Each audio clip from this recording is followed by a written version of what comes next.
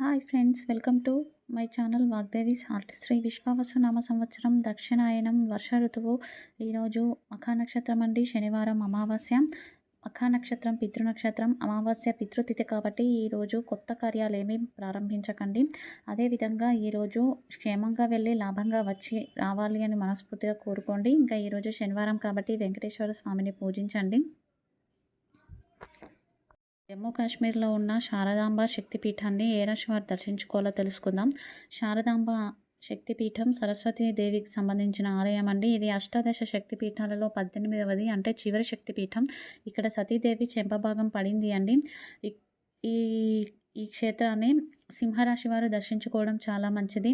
లేదంటే అలా 6 నెలలకు సంవత్సరానికి వెళ్ళడం కుదరకపోతే సరస్వతి ఫోటో పెట్టుకొని సరస్వతి స్తోత్రాన్ని పారాయణ చేసినా కూడా ఫలితం ఉంటుంది. ఇక నేటి రాశి ఫలాలండి.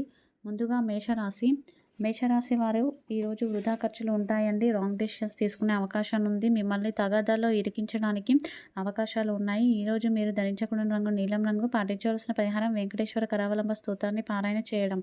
తదుపరి వృషభ రాశి వారు పనులు వాయిదా వేయడం మంచిదండి. ప్రయాణంలో జాగ్రత్త వహించడం మంచిది. ఈరోజు మీరు ధరించకుండా రంగు ఎరుపు రంగు. పాటించవలసిన పరిహారం విష్ణు సహస్రనామ స్తోత్రాన్ని పారాయణ చేయడం. తదుపరి మిథున రాశి వారికి ఈ రోజంతా సానుకూలంగా ఉంది అండి. అధికారులు మెప్పు పొందుతారు. వృత్తి ఉద్యోగాలు సజావుగా సాగుతాయి. శుభవార్త శ్రవణం చేస్తారు. బంధుమిత్రులతో ఆనందంగా కాలక్షేపం చేస్తారు. ఈరోజు మీరు ధరించకూడని రంగు వంకాయ రంగు. పాటించవలసిన పరిహారం వెంకటేశ్వర కరావలంబ స్తోత్రాన్ని పారాయణ చేయడం. తదుపరి కర్కాటక రాశి వారికి ఊహించని వృధా ఖర్చులు ఉంటాయి. రోజువారి పనులైనా కూడా అలసట ఎక్కువైతుంది అండి. త్వరగా జీర్ణమయ్యే ఆహారాన్ని స్వీకరించడం మంచిది. ఈరోజు మీరు ధరించకూడని రంగు ముదురు ఆకుపచ్చ. పాటించాల్సిన పరిహారం శ్రీనివాసుని తులసి దళాలతో అర్చించడం. తదుపరి సింహరాశి వారికి కొత్త విషయాలు తెలుసుకుంటారండి. ఆర్థిక విషయాల్లో స్థితిగతులు మెరుగుపడతాయి. వృత్తి ఉద్యోగాలు సజావుగా సాగుతాయి. ఈరోజు మీరు ధరించుకున్న రంగు తెలుపు రంగు. పాటించాల్సిన పరిహారం కాలభైరవాష్టకాన్ని పారాయణ చేయడం. తదుపరి కన్యారాశి వారికి ఆటంకాలు ఉంటాయి అండి. ఒళ్ళు నొప్పులు బాధిస్తాయి. ఆర్థిక జాగ్రత్తలు వహించడం మంచిది. ఈరోజు మీరు ధరించకూడని రంగు బూడిద రంగు. పాటించవలసిన పరిహారం శివకవచ స్తోత్రాన్ని పారాయణ చేయడం. తదుపరి తులారాశి వారికి సానుకూల స్థితిగతులు ఉంటాయండి. ప్రశాంత వాతావరణం ఉంటుంది. జీవిత భాగస్వామి తోడ్పాటు లభిస్తుంది. ఈరోజు మీరు ధరించకూడని రంగు పసుపు రంగు. పాటించవలసిన పరిహారం హనుమాన్ చాలీసా పారాయణ చేయడం. తదుపరి వృశ్చిక రాశి వారికి వృత్తి ఉద్యోగాలు సజావుగా సాగుతాయండి. ఈ రోజంతా చాలా ఉత్సాహంగా ఉంటుంది. ఈరోజు మీరు ధరించకూడని రంగు చిలక ఆకుపచ్చ. పాటించవలసిన పరిహారం ఇష్టదైవాన్ని ఎర్రని పూలతోనే పూజించడం. తదుపరి ధనుసు రాశి వారికి గౌరవ మర్యాదలు ఉంటాయండి. పెద్దగా ఇబ్బందులు ఏమీ ఉండవు. ఈరోజు మీరు ధరించకూడని రంగు ఆరెంజ్ కలర్. పాటించవలసిన పరిహారం హనుమాన్ చాలీసా పారాయణ చేయడం. తదుపరి మకర రాశి వారికి అష్టమంలో 3 గ్రహాలు ఉండడం వలన మాట పడే స్థితిగతులు ఉంటాయండి. కాబట్టి ఏ పనైనా కూడా చేద్దాం చూద్దాం కానిద్దాం అన్నట్టుగా ఉంటే బాగుంటుంది. ఈరోజు మీరు ధరించకూడని రంగు కాఫీ పొడి రంగు. పాటించవలసిన పరిహారం నవగ్రహ స్తోత్ర పారాయణ. తదుపరి కుంభరాశి వారికి పర్ఫ్యూమ్ వినియోగం ఎక్కువగా ఉంటుంది అండి. ఆరోగ్య సూత్రాలు పాటిస్తారు. ప్రేమలు ఫలిస్తాయి.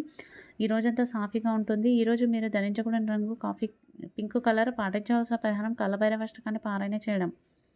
తదుపరి మీనరాశి వారికి అప్పులు వసూలు చేయడానికి, అప్పులు తీర్చుకోవడానికి సానుకూలంగా ఉంది అండి. బంధుమిత్రులతో కాలక్షేపం చేస్తారు. ఈరోజు మీరు ధరించకూడని రంగు నలుపు రంగు. పాటించాల్సిన పరిహారం దత్తాత్రేయ వజ్రకవచ స్తోత్రాన్ని పారాయణ చేయడం.